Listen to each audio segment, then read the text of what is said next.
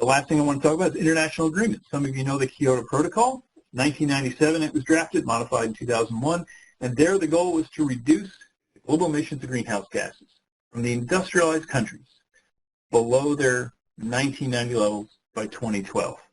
It didn't really pertain to developing countries, just the developed countries. So that was signed by the Clinton administration. Al Gore was the vice president, of course, then. Soundly rejected by the U.S. Senate, 95-0, with the argument that, you know, the developed countries were paying all the price for this. It would hurt competitiveness across the globe, while developing countries weren't required to have these kind of goals. That hasn't worked particularly well. Lots of developed countries now have withdrawn from that goal, including Russia, Canada, Japan. So following that up, we have the Paris Accord, just 2 years ago. And in the Paris Accord, the goal is now to find a way to limit the average temperature increase to less than 2 degrees. So we're at about 1 degree now. And that's so, you know, we've got to limit our greenhouse gas production, and before we ever get to 2 degrees higher than pre-industrial levels, say 200 years ago, something like that, 1880. And the only challenge there is that every country gets to set its own goal.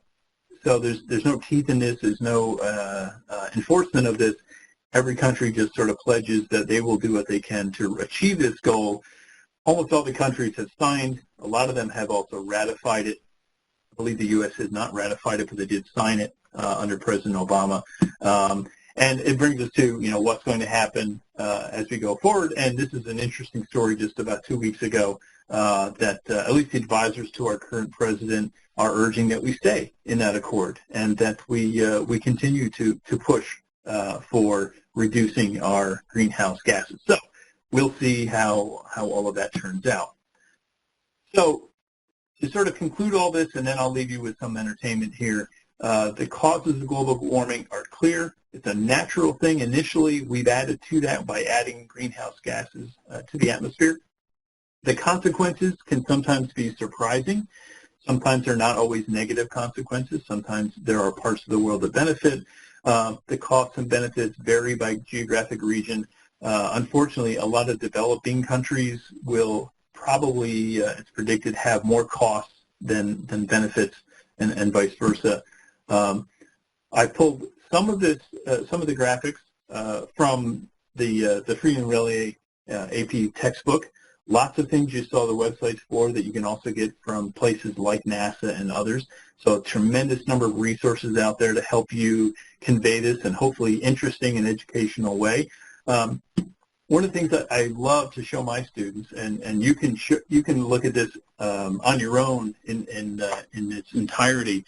But a couple of years ago, I think 3 years ago, there was a debate in our Senate, and between Senator James Inhofe and Sheldon Whitehouse. So bear with me a minute. I want to show you each of these, and hopefully they load fine, because it starts off with Senator Inhofe talking about how a recent snowstorm negates the concept that the Earth is getting warmer. Mr. President, Senator from Oklahoma. Yes, it is considered to be recognized as morning business for such time as I shall consume. Without objection. Mr. President, I'm reminiscent with the snow on the ground 5 years ago. And the occupier of the chair, I say, Mr. President, was not here at that time, and so you don't have the advantage of knowing the story that's behind this. And the story that's behind this that's back when they first started all the hysteria on global warming. And it happened to be a snowstorm that had been unprecedented. It set a record that year.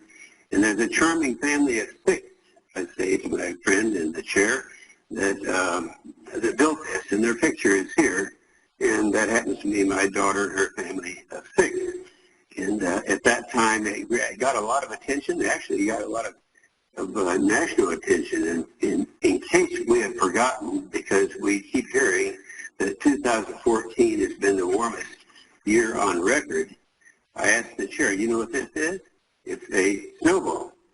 And that's just from outside here. So it's very, very cold out, very unseasonal. So, Mr. President, catch this. So I'll let you watch that in its entirety. and you can hear more about that. But the gist of the argument here is that because it snowed in an unusually cold period of a few days in Washington, D.C., that global warming isn't happening. And what my students really like is right after that speech, another senator, Sheldon Whitehouse from Rhode Island, got up and talked about data and talked about all the different folks. And you'll see this. We'll yield the floor when the next speaker comes, but while we have a quiet moment, I just wanted to complete my remarks related to the senator from Oklahoma and his snowball. I'd like to ask unanimous consent that I show the Earth Now website on the iPad device that I have. Without objection. And if you go to Earth Now, it's actually quite easy to load, and you can see how that polar vortex measurably brings the cold air down to New England where we are right now. And if you don't want, and this is produced by NASA, right? These are pretty serious people. So you can believe NASA, and you can believe what their satellites measure on the planet, or you can believe the senator with the snowball. The United States Navy takes this very seriously to the point where Admiral Locklear, who is the head of the Pacific Command, has said that climate change is the biggest threat that we face in the Pacific. He's a career military officer, and he is deadly serious. You can either believe the United States Navy, or you can believe the senator with the snowball. The religious and faith groups are very clear on this by and large. I would particularly salute the U.S. Conference of Catholic Bishops, which has made very, very clear, strong statements, and we are going to hear more from Pope Francis about this when he releases his encyclical and when he speaks to the joint session of Congress on September 24th. And I think it will be quite clear that you can either believe the U.S. Conference of Catholic Bishops and Pope Francis, or you can believe the senator with the snowball. In corporate America, there is an immense array of major, significant, intelligent, responsible corporations who are very clear that climate change is real. So I show you that, and you can see more minutes of that. Senator Whitehouse really goes on and on, talks about, conservative corporations, Walmart, General Electric, Nike, all of these companies that have accepted the evidence that global change is happening. I think that there's this debate in Congress between these two gentlemen in terms of not understanding what global change is, that it's not that you can't have an occasional snowstorm, a little early or a little late in the year. That doesn't negate it, versus a whole lot of folks who are non-environmental people, who are military people, conservative business people, religious folks, et cetera, all seeing the evidence and accepting it. So I think that debate makes it really, really useful for those who are wanting to learn more about this. So I leave you with that entertainment, and I'm certainly be happy to take your questions. And I know, speaking for both Andy Friedman and I, we sincerely love to talk to teachers. We love the feedback from teachers. If those of you who use the book, like the book, the reason is we get so much feedback from teachers, and we spend time with them. That is really our commitment to make this book. We started from the ground up.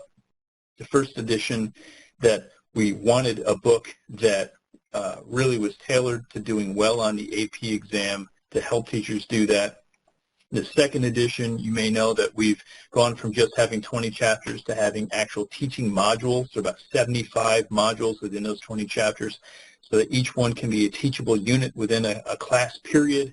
Response has been tremendously positive on that. So we're thrilled to have that kind of feedback. And, what we see people saying, and this is without any hyperbole, teachers continually come back and tell us that their students started scoring better on the AP exam after using the book. This is all anecdotal, but that's the story that Andy and I keep hearing, and so we're thrilled to hear that. And all of that is to say, if you have feedback, there's my email address, Janie's as well. Feel very comfortable emailing me. You can email Andy Freeland. Both of our emails are in the book. With any questions you might have on these topics or about the book or anything else, we're really, really happy to do that. So it's the first 5 letters of my last name and then my first initial. That's how RBI does it here. Thank you very much. Thank you for taking the time out of your busy day and spending it with us. So with that, I'm happy to take any questions you might have. Wow, Rick, I think you did such a good job. No one has questions. That cannot be true.